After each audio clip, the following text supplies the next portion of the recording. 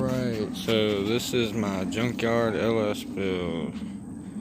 Bought this here frame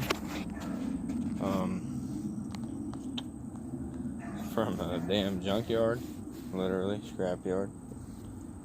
I'm gonna tear it apart, clean everything up. Shit, it's even got a starter on it. I had it turned over and it was a little bit low on compression, so I pulled everything apart and everything looks good. But one of the cylinders had a little bit of rust in it. I think from maybe sitting outside of the damn scrapyard.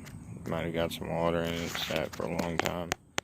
But I done went through about fucking a whole case of brake parts cleaner and some more. Clean it up. Let you guys know how it goes. By the way, it's going in an '86 Cutlass. It was my grandfather's car, and my uncle got drunk and wrecked it.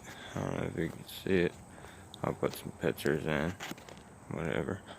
But I bought the whole swap with the wiring harness, intake manifold, injectors, all computer, everything.